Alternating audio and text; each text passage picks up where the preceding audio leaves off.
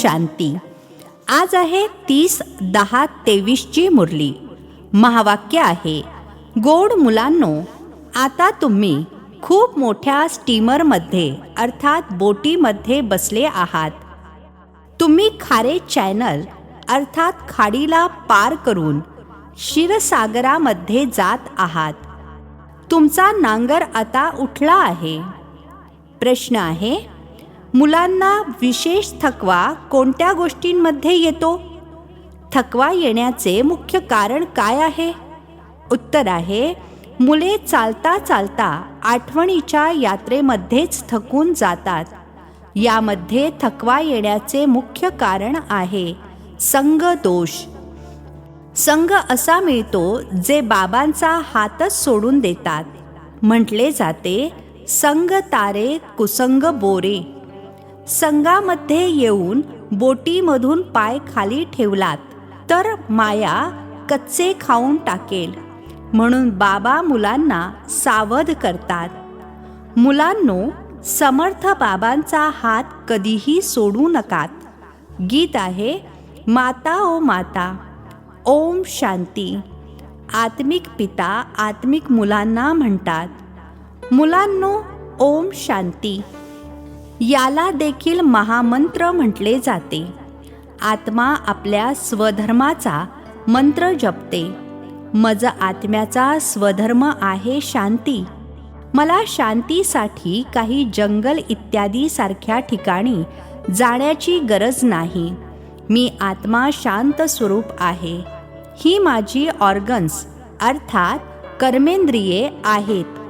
आवाज करणे न करणे हे तर माझ्या हातामध्ये आहे. परंतु हे ज्ञान नसल्या कारणामुळे ठिकठिकाणी भटकत राहतात. यावर एक कहाणी देखील आहे. एका राणीचा हार गळ्यामध्येच होता, परंतु ती विसरली. तिला वाटले की माझा हार हरवला आहे, तर ती बाहेर शोधत होती. मग कोणी म्हटले, हार तर गळ्यामध्येच आहे. हा दृष्टांत देतात. मनुष्य ठिकठिकाणी भटकत राहतात ना. संन्यासी इत्यादी सुद्धा म्हणतात, मनाची शांती कशी मिळेल? परंतु आत्म्यामध्येच मन बुद्धी आहे. आत्मा या ऑर्गन्समध्ये अर्थात शरीरामध्ये आल्याने टॉकी बनते. बाबा म्हणतात, तुम्ही आत्मा आपल्या स्वधर्मामध्ये राहा. या देहाच्या सर्व धर्मांना विसरून जा. वेळोवेळी समजावून सांगतात तरी देखील काही जण म्हणतात, आम्हाला शांतीमध्ये बसवा, निष्ठा करवा अर्थात योग करवून घ्या. असे म्हणणे सुद्धा चूक आहे. एक आत्मा दुसऱ्या आत्म्याला म्हणते की मला शांतीमध्ये बसवा. अरे, तुमचा स्वधर्म शांत नाही आहे काय? तुम्ही आपणच बसू शकत नाही काय? चालता फिरता तुम्ही स्वधर्मामध्ये टिकत का नाही? जोपर्यंत रस्ता सांगणारे बाबा मिळत नाहीत तोपर्यंत कोणीही टिकू शकत नाही. त्यांनी तर म्हटले आहे, आत्मा सो परमात्मा. त्यामुळे स्वधर्मामध्ये टिकू शकत नाहीत. या अशांत देशामध्ये तुमचा हा अंतिम जन्म आहे. आता तुम्हाला यायचे आहे शांत देशामध्ये, मग जायचे आहे सुखधामामध्ये. इथे तर घराघरामध्ये अशांती आहे. सतयुगामध्ये घरोघरी प्रकाश आहे, तर इथे अंधार आहे. इथे प्रत्येक गोष्टीसाठी अडचणीमधून जावे लागते. घराघरामध्ये अंधार आहे म्हणून दिवा पेटवतात. जेव्हा रावण मरतो तेव्हा मग दिवाळी साजरी करतात. तिथे तर रावण असत नाही, तर कायमच दिवाळी आहे. इथे रावणाचे राज्य असल्यामुळे 12 महिन्यानंतर दीपावली साजरी करतात. रावण मेला आणि लक्ष्मीनारायणाचा राज्याभिषेक झाला. त्याचा आनंद साजरा करतात. सतयुगामध्ये लक्ष्मीनारायण जेव्हा सिंहासनावर बसतात तेव्हा कॉरोनेशन अर्थात राज्याभिषेक साजरा करतात. तुम्ही जाणता, आता रावण राज्य पूर्ण होईल. भारताला पुन्हा राज्यभाग्य मिळणार आहे. आता कोणते राज्य नाही आहे. बाबांकडून राज्य मिळणार आहे. बेहदचे बाबा बेहदच्या राजधानीचा वारसा देतात. बाबा म्हणतात, मी तुम्हाला कायमच्या सुखाचा वारसा देणार आहे. बाकी इतर सर्वजण तुम्हाला दुःख देणारे आहेत. जर कोणी सुख जरी दिले तरीही ते अल्पकालीन क्षणभंगूर असते. ते सुख आहे कागविष्टे समान. मी तुम्हाला इतके सुख देतो जे पुन्हा कधीही दुःखच होणार नाही. म्हणून या देहासहित देहाचे संबंध ठेवणाऱ्यांना विसरा. हा देह आणि देहाचे संबंधी तुम्हाला दुःख देणारे आहेत.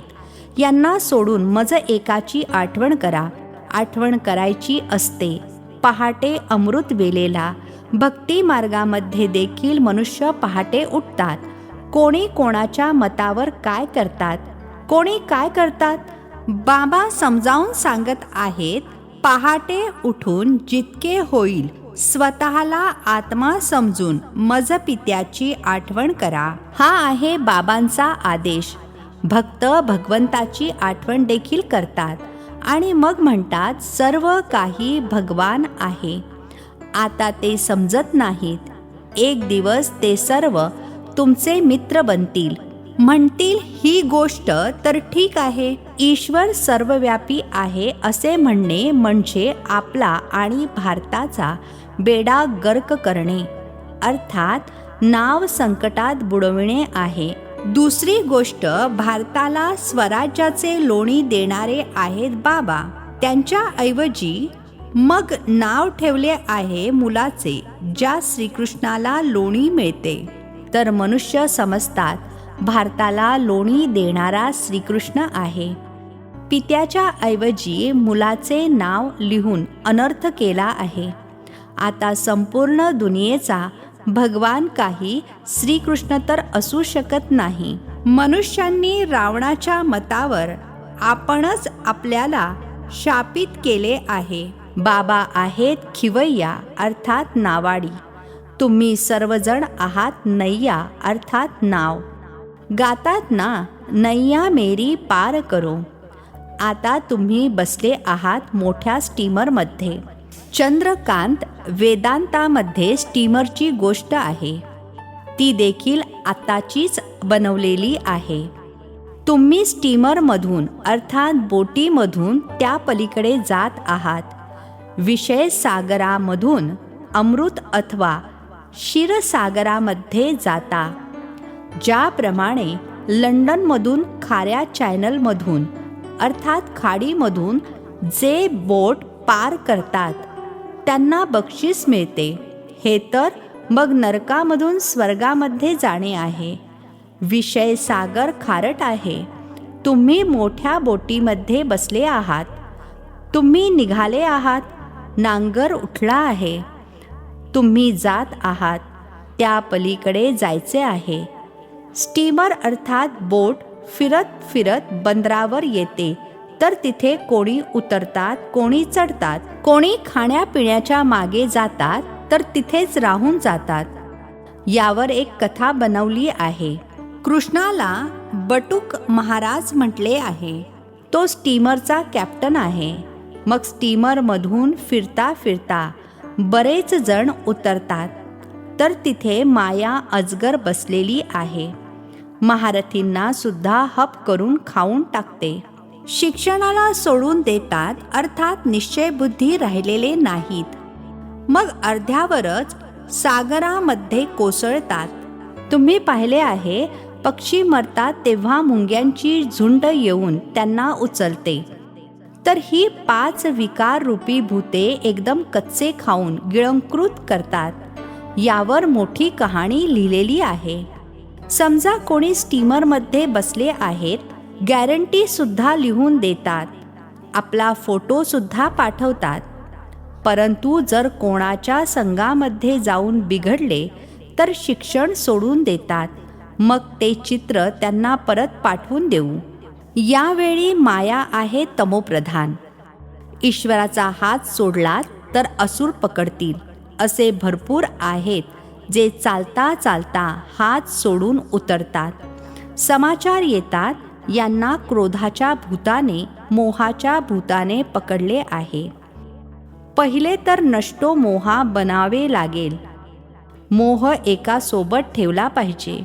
ही आहे मेहनत. मोहाच्या साखळ्या खूप जखडलेल्या आहेत. आता एका सोबत बुद्धियोग लावायचा आहे. ज्याप्रमाणे मनुष्य भक्ती करण्यासाठी बसतात, तरीही बुद्धी धंद्याकडे, घराकडे जाते. इथे देखील तुमचे असे होईल. चालता चालता तुम्हाला मुलाची आठवण येईल, पतीची आठवण येईल. बाबा म्हणतात, या साखळ्यांमधून बुद्धियोग काढून एकाची आठवण करा. जर अंतिम क्षणाला दुसऱ्या कोणाची आठवण आली तर अंतकाल जो पती सिमरे. अंतिम क्षणी शिवबाबांव्यतिरिक्त इतर कोणाचीही आठवण येऊ नये अशी सवय लावायची आहे. पहाटे उठून बाबांची आठवण करा. बाबा, आम्ही तुमच्या जवळ आलो आहोत. जरूर आम्ही स्वर्गाचे मालक बनणार. बाबांची आणि वारशाची अर्थात अल्फ आणि बेची आठवण करायची आहे. अल्फ अल्लाह, बे बादशाही. आत्मा बिंदू आहे.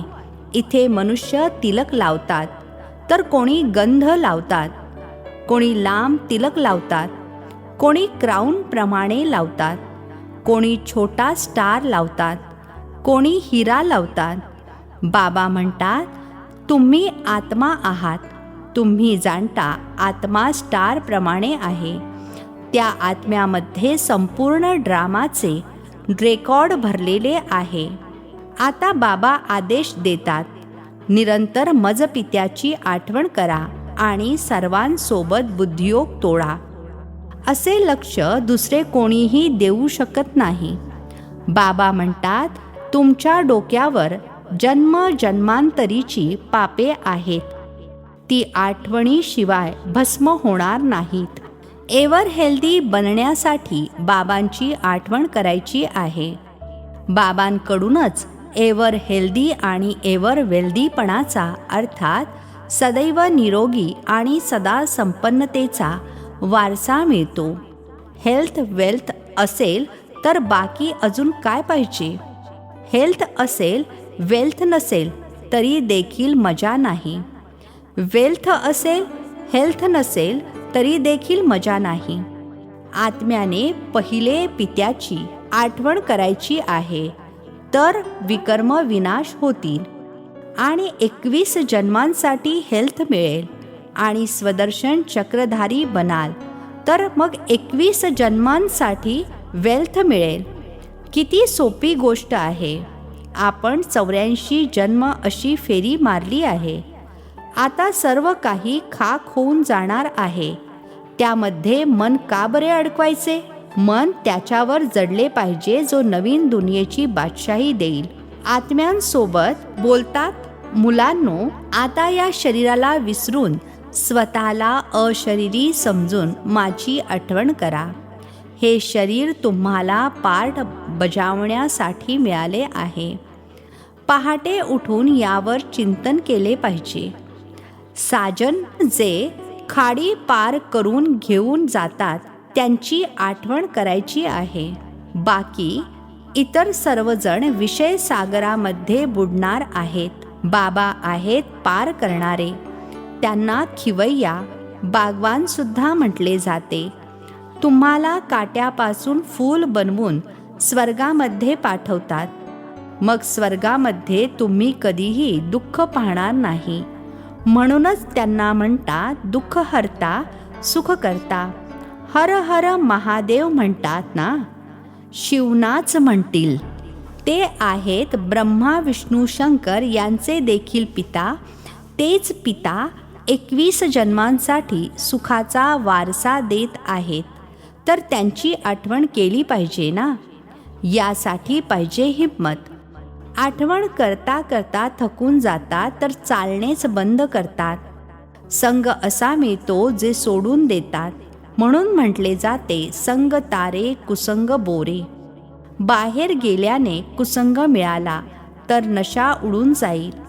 कोणी म्हणतील ब्रह्माकुमारींकडे तर जादू आहे. जादू लागेल. त्यांच्या जवळ जाऊ नका, परीक्षा तर येतील. असे बरेच असतात. 10 वर्ष राहून देखील मग संग दोषामध्ये येतात. पाय खाली ठेवला आणि माया कच्चे खाऊन टाकते. हा देखील निश्चय असतो की पित्याद्वारे स्वर्गाचा वारसा जरूर मिळतो, तरी देखील मायेची मोठी वादळे येतात. हे युद्धाचे मैदान आहे. अर्धा कल्प मायेचे राज्य चालले आहे. आता त्यावर विजय प्राप्त करायचा आहे. रावणाला जाळतात आणि मग एक दिवस आनंद साजरा करतात. हे सर्व आर्टिफिशियल अर्थात कृत्रिम सुख आहे. खरे सुख मिळते सुखधाममध्ये. बाकी नरकाचे सुख आहे कागविष्ठे समान. स्वर्गामध्ये तर सुखच सुख आहे. तुम्ही सुखधामाकरिता पुरुषार्थ करत आहात. बॉक्सिंगमध्ये कधी मायेचा विजय, कधी मुलांचा विजय होतो. हे युद्ध रात्रंदिवस चालते. उस्तादाचा हात व्यवस्थित पकडायचा आहे. उस्ताद सर्वशक्तिमान समर्थ आहेत. हात सोडला तर मग सर्वशक्तिमान तरी काय करणार? हात सोडला आणि हा गेला. स्टीमरची गोष्ट शास्त्रांमध्ये देखील आहे. आता स्टीमर जात आहे. बाकी थोडे दिवस आहेत. वैकुंठ तर समोर दिसत आहे. अंतिम समयाच्या वेळी तर क्षणोक्षणी वैकुंठातील दृश्ये बघत राहाल. ज्याप्रमाणे सुरुवातीला बरेच जण पाहत होते, अंतिम काळी सुद्धा तुम्हाला खूप साक्षात्कार होतील. जे इथे असतील, जे हिमतीने हात पकडून ठेवतील, तेच अंतिम समयी हे सर्व बघतील. मुली सांगू लागतील, बाबा ही दासी बनणार आहे, ही अमकी बनणार आहे. मग पश्चाताप करतील, आम्ही दासी बनलो. मेहनत केली नाहीत तर आणखीन काय हाल होणार? मग खूप पश्चाताप करावा लागेल. सुरुवातीला तुम्ही खूप खेळणे बागडणे पाहिले आहे. एक गाणे आहे ना, जो हमने देखा. तर जसजशी वेळ जवळ येत जाईल सर्व सांगत राहतील, परंतु अभ्यास तर होऊ शकणार नाही. बाबा म्हणतील, तुला किती समजावले, तू श्रीमतावर चालला नाहीस, त्यामुळे हे हाल झाले. आता कल्पकल्प हेच पद मिळत राहील. म्हणून बाबा म्हणतात, आपला पुरुषार्थ करत राहा. मात पित्याला फॉलो करा. बरीच कपूत मुले सुद्धा असतात ना, मायेच्या अधीन होऊन त्रास देतात. मग खूप कठोर शिक्षा भोगतील. पद सुद्धा भ्रष्ट होईल. होणाऱ्या सजेचा देखील मुलींना साक्षात्कार झाला आहे. दुनियेमध्ये आहे आसुरी संघ आणि इथे आहे ईश्वरीय संघ. बाबा सर्व गोष्टी समजावून सांगत आहेत. नंतर मग कोणीही असे म्हणू नये की आम्हाला काय माहीत. विनाशाच्या वेळी मनुष्य खूप त्राही करतील. तुम्ही खूप साक्षात्कार करत राहाल. मिरवा मोत मलुका शिकार, अशा प्रकारे तुम्ही डान्स करत राहाल. तुम्ही बघत राहाल की विनाशानंतर मग आपले महाल कसे बनतात. जे जिवंत राहतील ते सर्व पाहतील. बाबांचे बनून मग जर फारकती अर्थात घटस्फोट दिलात तर थोडेच पाहू शकाल. अच्छा, गोड गोड सिकील द्या. 5000 वर्षांनंतर पुन्हा येऊन भेटलेल्या मुलांप्रती नंबरवार पुरुषार्थानुसार प्रेमपूर्वक आठवण आणि सुप्रभात. आत्मिक पित्याचा आत्मिक मुलांना नमस्ते. आम्हा आत्मिक मुलांचाही आत्मिक पित्यांना नमस्ते. धारणेसाठी मुख्य सारांश आहे. पहिला पॉइंट आहे, समर्थ बाबांचा हात पकडून ठेवायचा आहे. एका बाबांमध्येच मन गुंतवायचे आहे. पहाटे उठून आठवणीमध्ये बसायचे आहे. दुसरा पॉइंट आहे, संग दोषापासून आपली संभाळ करायची आहे. कुसंगामध्ये येऊन कधीही शिक्षण सोडायचे नाही. आजचे वरदान आहे, खुशीची गोळी अथवा इंजेक्शनद्वारे आपला औषधोपचार आपणच करणारे नॉलेजफुल भव. खुशीची गोळी अथवा इंजेक्शनद्वारे आपला औषधोपचार आपणच करणारे नॉलेजफुल भव. स्पष्टीकरण आहे, ब्राह्मण मुले आपल्या आजाराचे औषध आपणच करू शकतात. खुशीचा खुराक सेकंदामध्ये प्रभाव दाखविणारे औषध आहे. ज्याप्रमाणे डॉक्टर पॉवरफुल इंजेक्शन देतात तर बदल होतो, असेच ब्राह्मणसुद्धा आपणच आपल्या खुशीची गोळी देतात किंवा खुशीचे इंजेक्शन देतात तर आजाराचे रूप बदलून जाते. नॉलेजची लाईट माईट शरीराला देखील ठीक ठेवण्यासाठी खूप मदत करते. कोणताही आजार होतो तर हे देखील बुद्धीला रेस्ट देण्याचे साधन आहे. स्लोगन आहे, जे मनाच्या एकाग्रतेद्वारे सर्व प्रकारच्या सिद्धी प्राप्त करतात तेच सिद्धी स्वरूप बनतात. जे मनाच्या एकाग्रतेद्वारे सर्व प्रकारच्या सिद्धी प्राप्त करतात तेच सिद्धी स्वरूप बनतात. अच्छा, ओम शांती. नवनवीन मराठी व्हिडिओज प्राप्त करण्यासाठी सबस्क्राईब करा मराठी गॉडलीवूड चॅनलला.